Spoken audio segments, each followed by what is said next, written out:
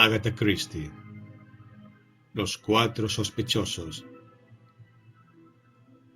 La conversación giraba en torno a los crímenes que quedaban sin resolver y sin castigo. Cada uno por turno dio su opinión. El coronel Bantry, su simpática y gordezuela esposa, Jane Hellyer, el doctor Lloyd e incluso la señorita Marple. El único que no habló fue el que, en opinión de la mayoría, estaba más capacitado para ello. Don Henry Clithering, ex comisionado de la Scotland Yard. Permanecía silencioso, retorciéndose el bigote, o más bien dicho, tirando de él, y con una media sonrisa en los labios, como si le divirtiera algún pensamiento. —¿Don Henry? —le dijo finalmente la señora Bantry. —Si no dice usted algo, gritaré. ¿Hay muchos crímenes que quedan impunes? Usted piensa en los titulares de la prensa, señorita Bantry. Scotland Yard fracasa de nuevo. Y a continuación, la lista de crímenes sin resolver. Que en realidad debe ser un porcentaje muy pequeño, supongo, dijo el doctor Lloyd. Sí, los cientos de crímenes que se resuelven y los responsables castigados rara vez se pregonan. Pero eso no es precisamente lo que discutimos. Los crímenes no descubiertos y los crímenes que quedan impunes son dos cosas por completo distintas. En la primera categoría entran todos los crímenes de los que Scotland Yard ni siquiera ha oído hablar, los que nadie ni siquiera sabe que se han cometido. Pero supongo que no debe haber muchos de esos, dijo la señora Bantry. ¿No? Don Henry, ¿no querrá usted decir que sí los hay? Yo creo, dijo la señorita Marple pensativa, que debe de haber muchísimos. La encantadora anciana, con su aire tranquilo y anticuado, hizo esta declaración con la mayor placidez. Mi querida señorita Marple, empezó el coronel Bantry. Claro que muchas personas son estúpidas, dijo la señorita Marple. Y a las personas estúpidas se las descubren, hagan lo que hagan. Pero también hay muchas que no lo son, y uno se estremece al pensar lo que serían capaces de hacer, de no tener principios muy arraigados. Sí, replicó don Henry. Hay muchísimas personas que no son estúpidas. Muchas veces un crimen llega a descubrirse por un fallo insignificante, y uno no deja de hacerse siempre la misma pregunta. De no haber sido por aquel fallo, ¿hubiese llegado a descubrirse? Pero esto es muy serio, Clithering, dijo el coronel Bantry. Pero que muy grave. ¿De veras? ¿Pero qué dice usted? Lo es. Claro que es serio. Usted dice que hay crímenes que quedan impunes, pero ¿eso es cierto?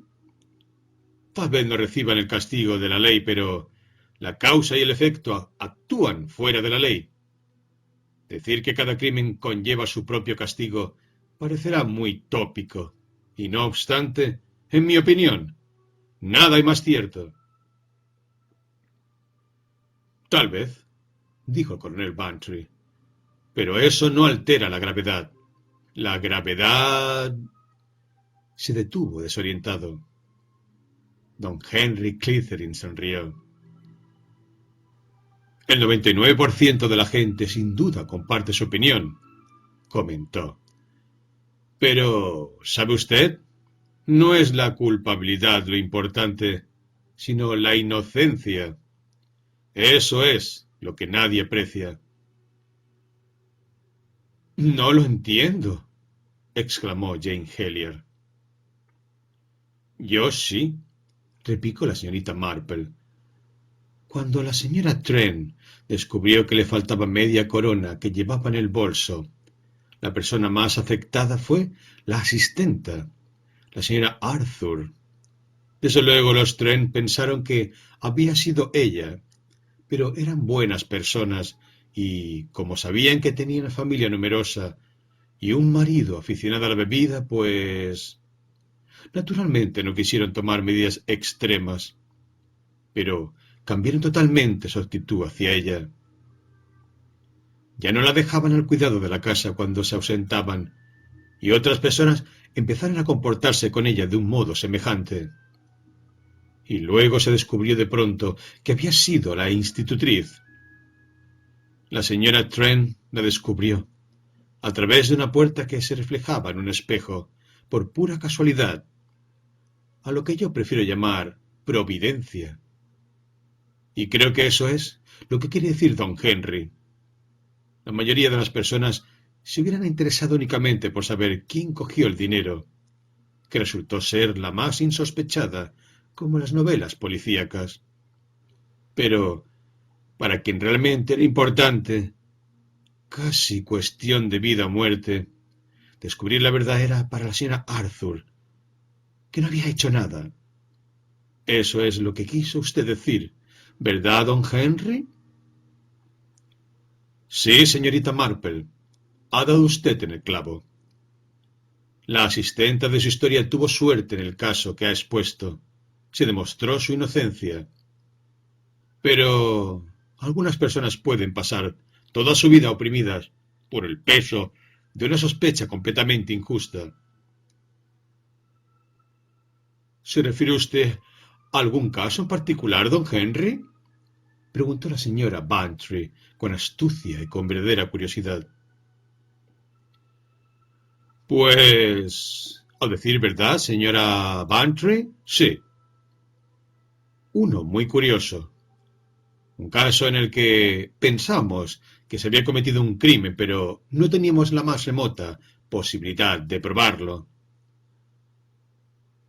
Veneno, supongo, exclamó Jane. Algo que no deja rastro. El doctor Joy se removió inquieto, y don Henry negó con la cabeza.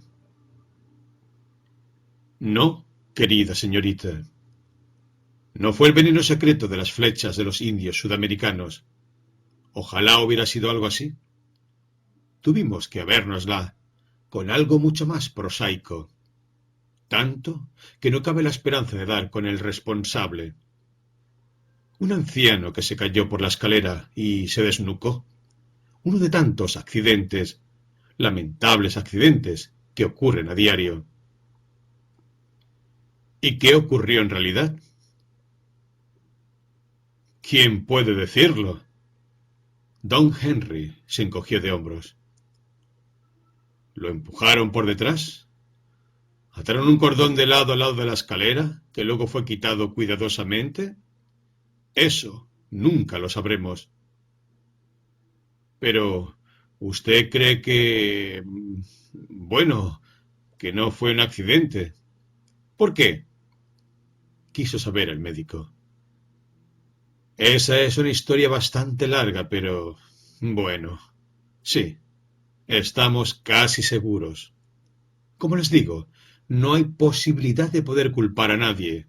Las pruebas serían demasiado vagas. Pero el caso se puede mirar también desde otra perspectiva, la que mencionaba antes. 4 son las personas que pudieron hacerlo. Una es culpable, pero las otras 3 son inocentes. Y, a menos que se averigüe la verdad, permanecerán bajo la terrible sombra de la duda. Creo, dijo la señora Bantry, que será mejor que nos cuente usted toda la historia. En realidad no creo que sea necesario que me extienda tanto, replicó don Henry. Puede resumir el principio. Es sobre una sociedad secreta alemana, la Mano Vengadora, algo parecido a la Camorra o a la idea que la gente tiene de ella. Una organización dedicada a la extorsión y el terrorismo. La cosa empezó repentinamente después de la guerra y se extendió con sorprendente rapidez, y fueron numerosas las víctimas de la organización. Las autoridades no pudieron con ella porque sus secretos eran guardados celosamente y era casi imposible encontrar a nadie que quisiera traicionarlos. En Inglaterra no se oyó hablar mucho de ella, pero en Alemania estaba causando un efecto paralizador. Finalmente fue disuelta gracias a los esfuerzos de un hombre, un tal doctor Rosen, que en su tiempo fue un miembro notable del servicio secreto. Se hizo miembro de la sociedad, se infiltró en sus círculos más íntimos y fue, tal como les digo, el instrumento que la desmoronó. Pero, en consecuencia, se convirtió en un hombre marcado y se consideró prudente que abandonara Alemania, al menos durante algún tiempo. Se vino a Inglaterra y fuimos informados por la policía de Berlín. Se entrevistó personalmente conmigo y advertí enseguida lo resignado de su actitud. No le cabía la menor duda de lo que le reservaba el futuro. Me cogerán, don Henry, me dijo. No cabe la menor duda. Era un hombre alto, de hermosas facciones y voz profunda, que sólo delataba su nacionalidad por su ligera pronunciación gutural. Es una conclusión inevitable. No me importa. Estoy preparado. Ya afronté ese riesgo al emprender esta empresa. He hecho lo que me propuse. La organización no podrá volver a levantarse, pero quedan muchos de sus miembros en libertad y se vengarán de la única manera que pueden, con mi vida. Es solo cuestión de tiempo, pero desearía alargarlo lo más posible. Estoy reuniendo y preparando material muy interesante, el resultado de toda una vida de trabajo, y si fuera posible, me gustaría poder completar mi tarea. Habló con sencillez, pero con cierta grandeza que no pude dejar de admirar. Le dije que tomaríamos toda clase de precauciones, pero no me dejó insistir. Algún día, más pronto o más tarde, me cogerán, repetía. Y cuando ese día llegue, no se preocupe. No me cabe la menor duda de que habrá hecho todo lo posible por evitarlo. Luego me expuso sus proyectos, que eran bastante sencillos. Se proponía adquirir una casita en el campo donde vivir tranquilamente y continuar su trabajo. Por fin escogió un pueblecito de Somerset, Kings Natton, situado a unas 7 millas de la estación de ferrocarril y singularmente preservado de la civilización. Compró una casita preciosa en la que llevó a cabo algunas reformas y mejoras y se instaló en ella muy contento, acompañado de su sobrina Greta, un secretario, una vieja criada alemana que le había servido fielmente durante casi 40 años, y un mañoso jardinero externo que era nativo de Kings Natton. Los 4 sospechosos, comentó el señor Joyce, con voz apagada. Exacto, los 4 sospechosos. No hay mucho más que decir. La vida transcurrió apaciblemente en Kings Natton durante 5 meses, y entonces ocurrió la desgracia. El doctor Rose se cayó una mañana por la escalera y fue hallado muerto media hora más tarde. En el momento en que debió ocurrir el accidente, Gertrude estaba en la cocina con la puerta cerrada y no oyó nada, o por lo menos eso dijo la señorita Greta. Estaba en el jardín plantando unos bultos, también según dijo.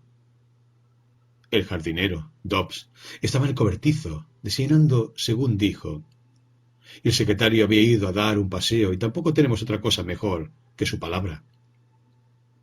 Ninguno de ellos tiene una coartada, ni es capaz de atestiguar la declaración de los demás. Pero una cosa es cierta, nadie del exterior pudo hacerlo, ya que la presencia de un extraño hubiera sido advertida con seguridad en el pueblecito de Kings Natton. La puerta principal y la de atrás estaban cerradas, y cada uno de los habitantes de la casa tenía su llave. De modo que ya ven que los sospechosos se reducen a esos cuatro: Greta, la hija de su propio hermano; Gertrude, que llevaba 40 años sirviéndole fielmente; Dobbs, que nunca había salido de King's Nathan; y Charles Templeton, el secretario. Sí, intervino el coronel Bantry. ¿Qué nos dice de él? A mí me parece el más sospechoso. ¿Qué sabe usted de él? Pues lo que sé de él es que lo que deja completamente al margen de sospechas, por lo menos de momento, dijo don Henry en tono grave, Charles Templeton era uno de mis hombres. ¡Oh! Exclamó el coronel Bantry, visiblemente sorprendido.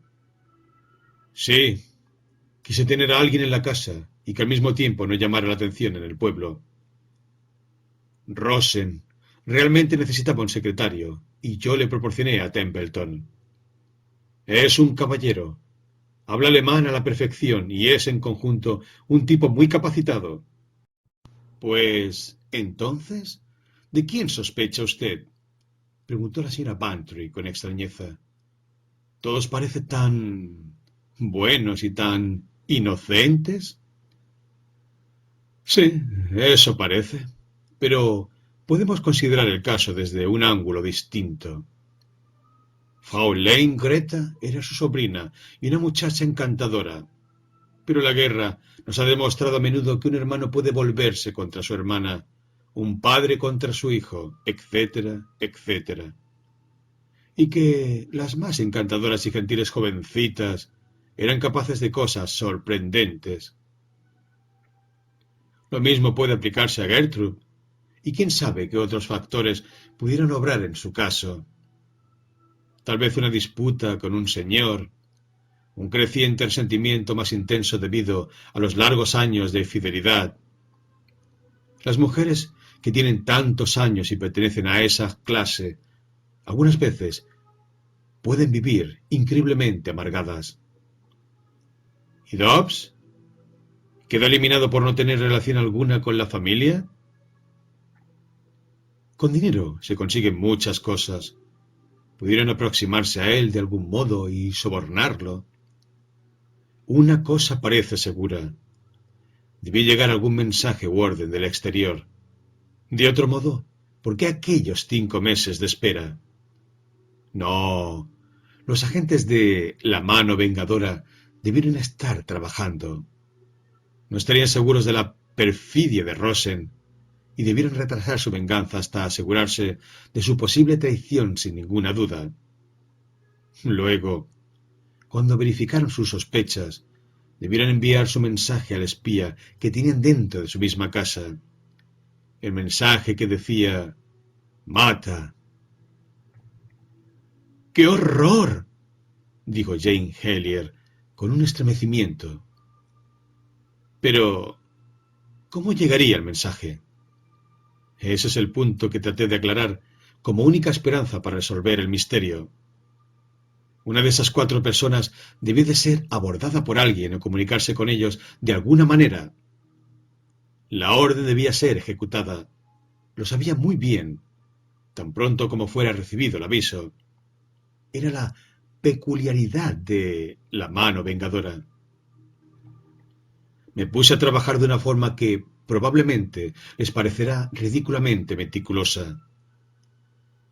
¿Quiénes habían estado en la casa aquella mañana? No descarté a nadie. Aquí está la lista. Y sacando un sobre de su bolsillo, escogí un papel entre los que contenía el carnicero, que trajo la carne de ternera. Hice averiguaciones y resultaron exactas. El chico de colmado trajo un paquete de harina de maíz, 2 libras de azúcar, una de mantequilla y otra de café. Fueron investigados y resultaron correctos. El cartero trajo 2 circulares para la señorita Rosen, una carta de la localidad para Gertrude, 3 para el doctor Rosen, una con sello extranjero, y 2 para el señor Templeton, una de ellas también con sello extranjero. Don Henry hizo una pausa y luego extrajo varios documentos del sobre. Tal vez les interese verlos. Me fueron entregados por los interesados o bien recogidos de la papelera. No necesito decirles que fueron examinados por expertos para ver si se encontraban en ellos rastros de tinta invisible, etcétera, etcétera. No se ha encontrado nada. Todos se acercaron para mirar los catálogos. Para la señorita Rosen eran de un jardinero y de un establecimiento de peletería de Londres muy importante. El doctor Rosen recibió una factura de las semillas compradas a un jardinero local para su jardín y otra de una papelería de Londres. La carta dirigida a él decía lo siguiente: Mi querido Rosen, acabo de regresar de la finca del señor Helmut Spatz. El otro día vi a Udo Johnson y he venido para visitar a Ronald Perry, y me dijo que él y Edgar Jackson acaban de llegar de Tsingtao.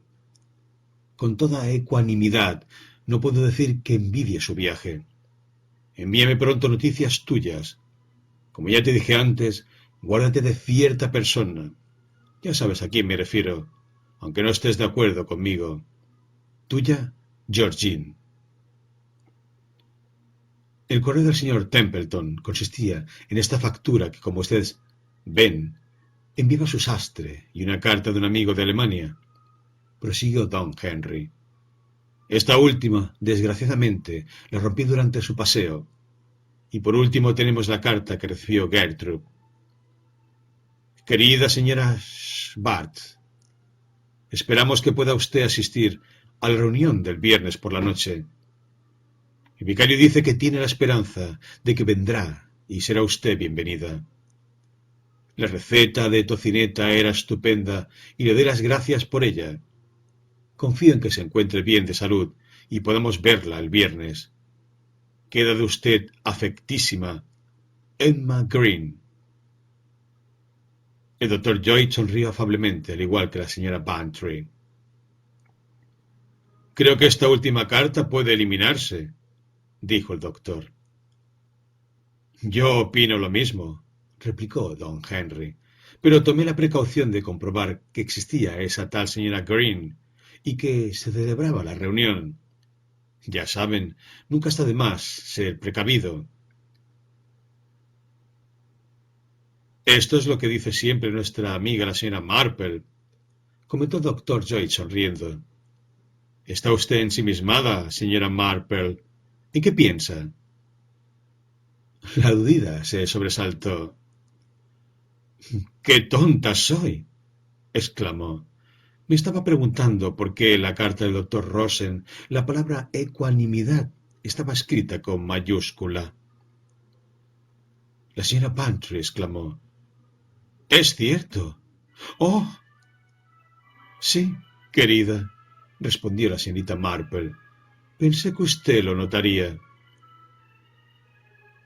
En esa carta hay un aviso definitivo —dijo el coronel Bantry—. Es lo primero que me llamó la atención. Me fijo más de lo que ustedes creen. Sí, un aviso definitivo. ¿Contra quién? Hay algo muy curioso con respecto a esa carta, explicó don Henry. Según Templeton, el doctor Rosen la abrió durante el desayuno y se la alargó diciendo que no sabía quién podía ser aquel individuo. Pero si no era un hombre, dijo Jane Helier, está firmada por una tal Georgina. Es difícil decirlo, dijo el doctor Lloyd.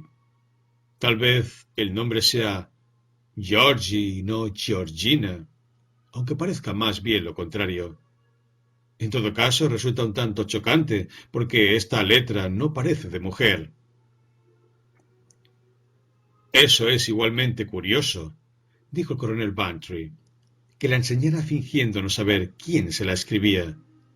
Tal vez pretendía observar la reacción de alguien al verla, pero ¿de quién? ¿De chico o de ella? ¿Tal vez de la cocinera? insinuó la señora Bantry. Quizás se encontrase en la habitación sirviendo el desayuno, pero lo que no comprendo es... Es muy curioso que... Frunció el entrecejo contemplando la carta. La señorita Marple se acercó a ella y, señalando la hoja de papel con un dedo, cuchichearon entre sí. Pero, ¿por qué rompió la otra carta al secretario? Preguntó Jane Helier de pronto. Parece... Oh, no sé. Parece extraño. ¿Por qué habla de escribir cartas de Alemania? Aunque claro, si como usted dice está por encima de toda sospecha. Pero don Henry no ha dicho eso, replicó la señorita Marple a toda prisa, abandonando su conversación con la señorita Bantry.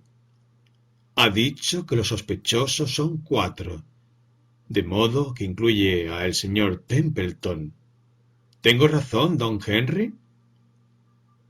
Sí, señorita Marple. La amarga experiencia me ha enseñado una cosa. Nunca diga que nadie está por encima de toda sospecha. Acabo de darles razones por las cuales 3 de estas personas pudieran ser culpables, por improbable que parezca. Entonces no apliqué el mismo procedimiento a Charles Templeton, pero al fin tuve que seguir la regla que acabo de mencionar. Y me vi obligado a reconocer esto, que todo ejército, toda marina y toda policía tienen cierto número de traidores en sus filas, por mucho que se odie admitir la idea. Y por ello examiné el caso contra Charles Templeton sin el menor apasionamiento. Me hice muchas veces la pregunta que la señorita Helier acaba de exponer. ¿Por qué fue el único que no pudo presentar la carta que recibiera con sello alemán? ¿Por qué recibía correspondencia de Alemania?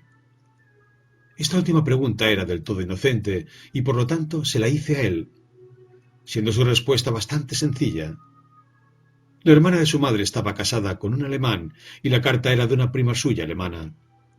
De modo que me enteré de algo que ignoraba hasta entonces, que Charles Templeton tenía parientes alemanes, y eso lo colocó inmediatamente en la lista de sospechosos. Es uno de mis hombres, un muchacho en el que siempre he confiado, pero para ser justo y ecuánime, debo admitir que es el que encabeza la lista. Pero ahí lo tienen. No lo sé. No lo sé. Y con toda probabilidad nunca lo sabré. No se trata solo de castigar a un asesino, sino de algo que considero 100 veces más importante. Se trata quizá de la posibilidad de haber arruinado la carrera de un hombre honrado a causa de meras sospechas, sospechas que por otra parte no me atrevo a despreciar. La señorita Marple carraspeó y dijo en tono amable: Entonces, don Henry, si no le he entendido mal, de quien sospecha principalmente es del joven Templeton. Sí, en cierto sentido. Y en teoría los 4 habrían de verse igualmente afectados por esta situación. Pero ese es el caso. Dobbs, por ejemplo, aun cuando yo lo considere sospechoso, eso no altera en modo alguno su vida. En el pueblo nadie recela de que la muerte del doctor Rosen no fuese accidental. Gertrude tal vez se haya visto algo más afectada. La situación puede representar alguna diferencia, por ejemplo, en la actitud de Fraulein Rosen hacia ella, aunque dudo de que eso le afecte excesivamente. En cuanto a Greta Rosen, bueno, aquí llegamos al punto crucial de todo este asunto. Greta es una joven muy hermosa y Charles Templeton, un muchacho apuesto.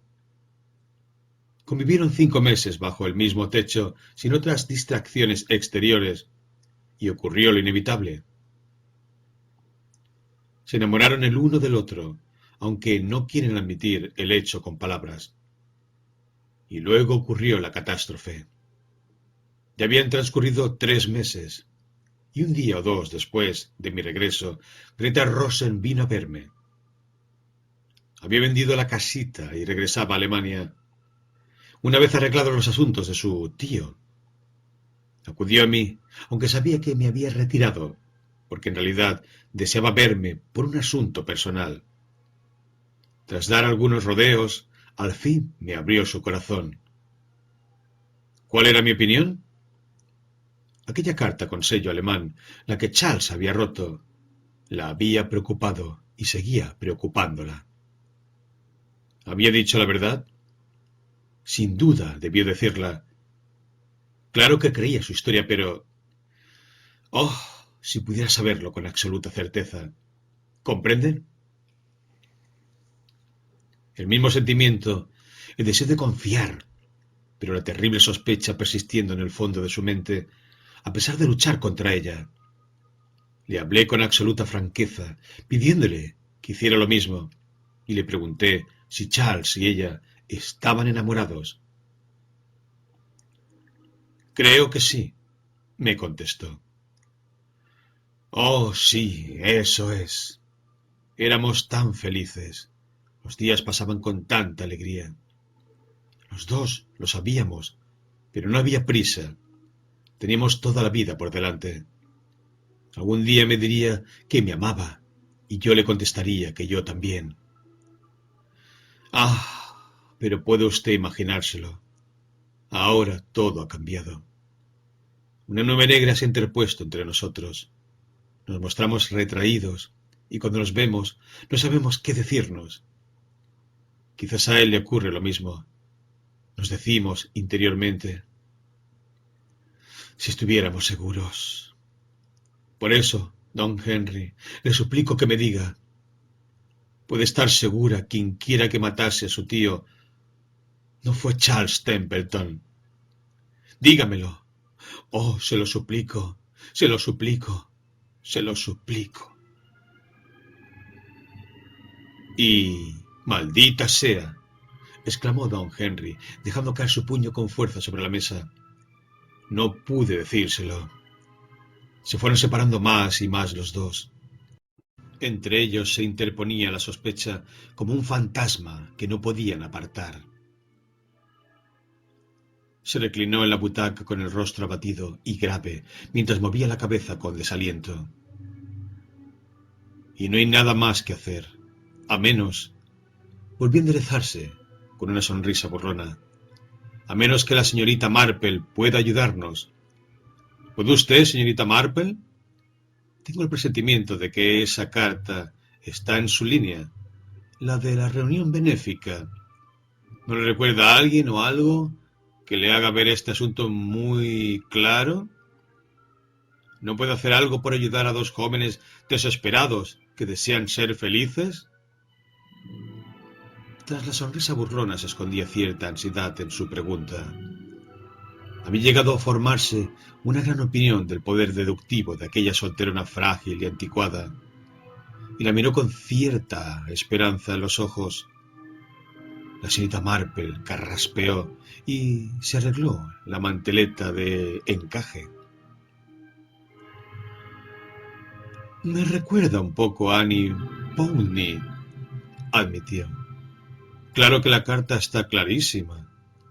Para la señora Bantry y para mí. No me refiero a la que habla de una reunión benéfica, sino a la otra. Al haber vivido tanto en Londres y no tener ninguna afición por la jardinería, don Henry, no es de extrañar que no lo haya notado usted. ¿Eh? Exclamó don Henry. ¿Notado qué? La señora Bantry alargó la mano y escogió una de las cartas, un catálogo que abrió y leyó pausadamente. El señor Helmut Spatz, lila, una flor maravillosa. Su tallo alcanza una altura inusitada, espléndida para cortar y adornar el jardín. Una novedad de sorprendente belleza. Udo Johnson, amarilla y cálida, de aroma peculiar y agradable. Edgar Jackson, crisantemo de hermosa forma y color rojo ladrillo muy brillante. Ronald Perry, rojo brillante, sumamente decorativa. Xin Chao, color naranja brillante, flor muy vistosa para jardín y de larga duración una vez cortada. Ecuanimidad. Recordarán ustedes que esta palabra aparecía en la carta escrita también en mayúscula. Flor de extraordinaria perfección en su forma, tonos rosa y blanco. La señora Pantry, dejando el catálogo, terminó diciendo con gran excitación: y dalias. Las letras iniciales de sus nombres componen la palabra muerte, explicó la señorita Marple satisfecha. Pero la carta la recibió el propio doctor Rosen, objetó don Henry. Esa fue la maniobra más inteligente, explicó la señorita Marple. Eso y la amenaza que se encerraba en ella. ¿Qué es lo que haría al recibir una carta de alguien desconocido y llena de nombres extraños para él? Pues naturalmente mostrársela a su secretario y pedirle su opinión. Entonces, después de todo... ¡Oh, no! Exclamó la señorita Marple. El secretario... No. Vaya, eso precisamente demuestra que no fue él. De ser así, nunca hubiera permitido que se encontrase la carta, e igualmente no se le hubiese ocurrido destruir una carta dirigida a él, y con sello alemán. Su inocencia resulta evidente y, si me permito decirlo, deslumbrante. Entonces, ¿quién? Pues parece casi seguro, todo lo seguro que puede ser algo en este mundo. Había otra persona presente durante el desayuno y pudo... Es natural, dadas las circunstancias, alargar la mano y leer la carta, y así fue.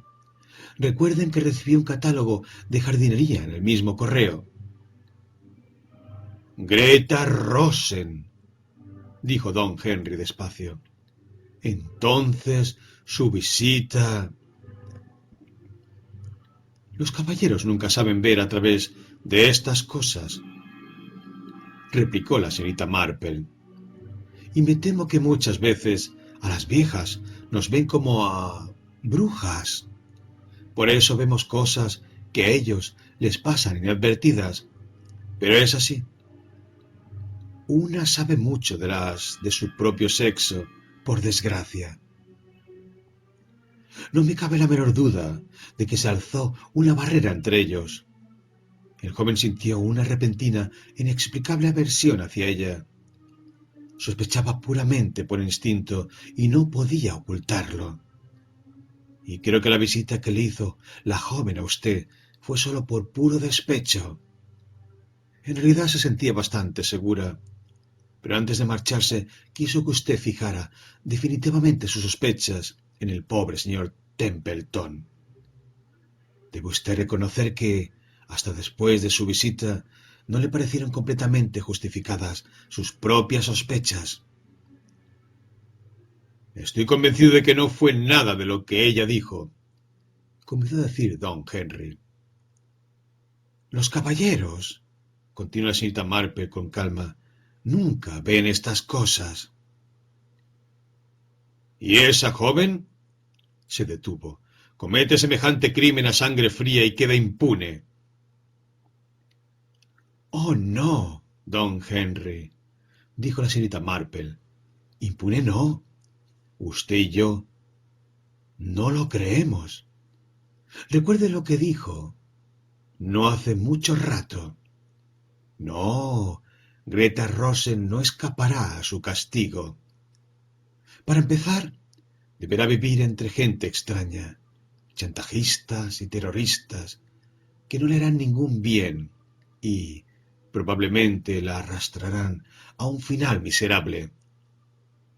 Como usted dice, no vale la pena preocuparse por el culpable. Es el inocente quien importa. El señor Templeton, me atrevo a aventurar, se casará con su prima alemana, ya que el hecho de que rompiera su carta resulta, bueno, un tanto sospechoso, empleando la palabra en un sentido distinto al que le hemos dado toda la noche. Parece ser que lo hizo como si temiese que Greta la viera y le pidiera que se la dejase leer. Sí, creo que entre ellos debió de haber algo. Y luego está Dobbs, a quien, como usted dice, las sospechas no le afectarán mucho. Probablemente lo único que le interesa son sus desayunos. Y la pobre Gertrude, que me recuerda a Annie Powney. Pobrecilla Annie Powney. 50 años sirviendo fielmente a la señorita Lamb, y luego sospecharon que había hecho desaparecer su testamento, aunque no pudo probarse. Aquello destrozó el corazón de aquella criatura tan fiel. Y después de su muerte se encontró en un compartimiento secreto en la caja donde guardaban el té y donde la señorita Lamb, lo había guardado para mayor seguridad. Pero era ya demasiado tarde para la pobre Annie. Por eso me preocupa esa pobre mujer alemana. Cuando se es viejo, uno se amarga fácilmente. Lo siento mucho más por ella que por el señor Templeton, que es joven, bien parecido, y según comentaba usted, goza de bastante popularidad entre las damas. ¿Querrá usted escribirle a ella, don Henry, para decirle que su inocencia está fuera de toda duda? Con su señor muerto y el peso de las sospechas. Oh, no quiero ni pensarlo. La escribiré, señorita Marple, dijo don Henry mirándola con curiosidad. ¿Sabe una cosa? Nunca llegaré a comprenderla. Siempre repara usted en algo que no esperaba. Me temo que mi experiencia resulta insignificante, replicó la señorita Marple humildemente. Apenas si salgo de St. Mary Mead. Y no obstante ha resuelto usted lo que podríamos llamar un problema internacional, dijo don Henry, porque lo ha resuelto. De eso estoy completamente convencido. La señorita Marple enrojeció y luego, parpadeando, explicó. Creo que fui bien educada para lo que se acostumbraba en mis tiempos. Mi hermana y yo tuvimos una institutriz alemana, una persona muy sentimental. Nos enseñó el lenguaje de las flores, un estudio casi olvidado hoy en día, pero encantador. Un tulipán amarillo, por ejemplo, simboliza el amor, sin esperanza, mientras un áster chino significa muero de celos a tus pies. Esa carta estaba firmada Georgine, que me parece recordar significa Dalia en alemán, y eso lo dejaba todo muy claro. Ojalá pudiera recordar el significado de Dalia, pero escapa mi memoria, ya que no es tan buena como antes. De todas formas, no significa muerte. No, desde luego, hombre, no. En este mundo hay cosas muy tristes. Sí, replicó la señora Bantry con un suspiro. Es una suerte tener flores y amigos. Observen que nos coloca en último lugar, dijo el doctor Lloyd. Un admirador solía enviarme orquídeas rojas cada noche, dijo Jane Helier con aire soñador. Espero sus favores. Eso es lo que significa, dijo la señorita Marple con agudeza. Don Henry carraspeó de un modo peculiar y volvió la cabeza. La señorita Marple lanzó una repentina exclamación. Acabo de recordarlo. La dalia significa traición y falsedad. Maravilloso, replicó don Henry. Absolutamente maravilloso. Y suspiró.